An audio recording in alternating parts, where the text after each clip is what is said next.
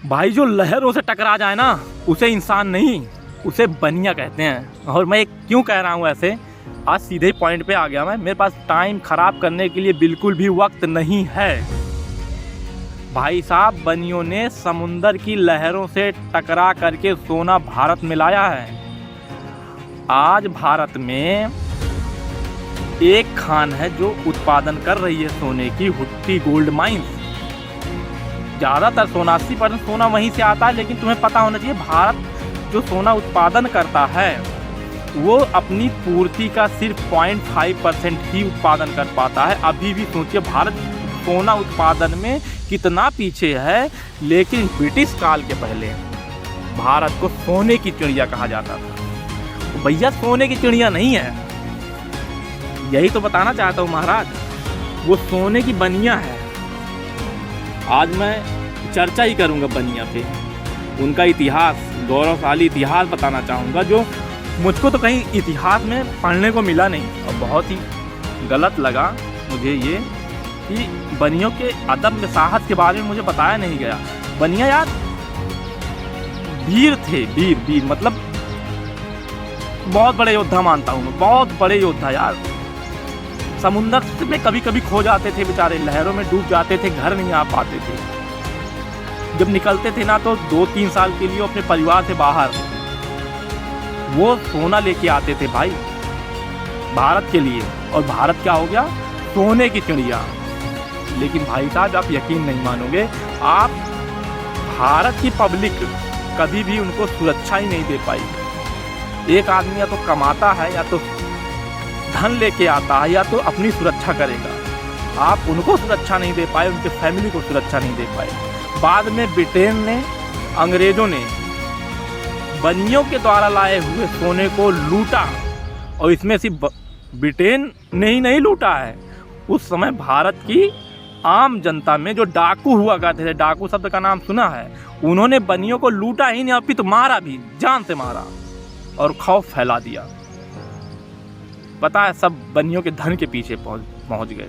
लेकिन वास्तव में बनिया ना यार तो पालनहार थे यार।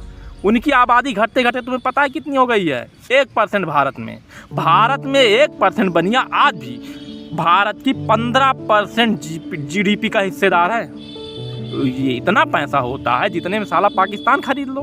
बनिया तो तुम्हें आज भी पाकिस्तान खरीद के दे देगा, और भारत सरकार को मुझे पता है फ्री में दे देगा, क्योंकि इतने बड़े देशभक्त होते हैं बनिया देश के लिए।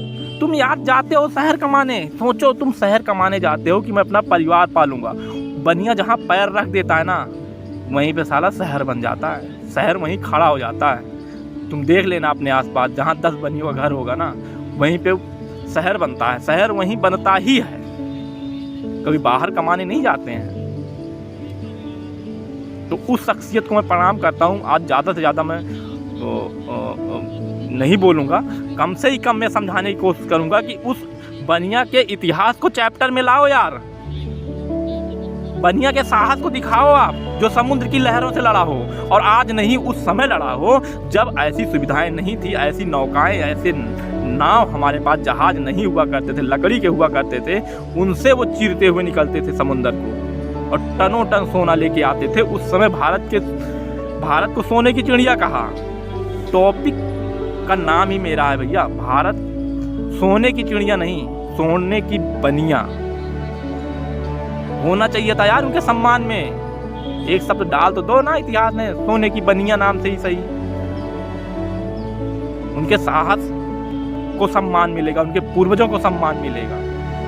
और मैं भारत की जनता से अपील करता हूँ यार, ध्यान दे। भारत सरकार से भी अपील है मेरी कि बिल्कुल सुरक्षा पे ध्यान दिया जा रहा है। और हमारे, मुझे पता है बनिया भाई भी खुश हैं सुरक्षा को लेकर के, ठीक है, उनको अच्छा लगता है। तो सुरक्षा जितना से ज़्यादा हो सके उनको प्रदान की जाए। Thank you so much. और मैं बनियों को कुछ दे तो नहीं सकता हूँ ना, तो मेरे पास इतना देने के लिए कुछ है, लेकिन हाँ मैं वादा करता हूँ कि बनियों के लिए मैं ज़रूर से ज़रूर कुछ लिखूँगा, कुछ ऐसी कविता लिखूँगा जिसमें मुझे भले ही टाइम लग जाए, लेकिन जो उनके शौर्य को दर्शाएगा। सलाम। अरे मोटा भाई, जय जिनेंद्र। हैं आपके दिल तक पहुंच रही है ना भाई साहब, तो कमेंट बॉक्स में मेरा उत्साह बढ़ाएं और बनिया के लिए मैं कुछ ज़्यादा अच्छा लिख सकूं, मुझे प्लीज़ उत्साहित करें। और मैं बनिया लोगों को भाई सम्मान करता हूं और सल्यूट करता हूं। जय हिंद, जय भारत।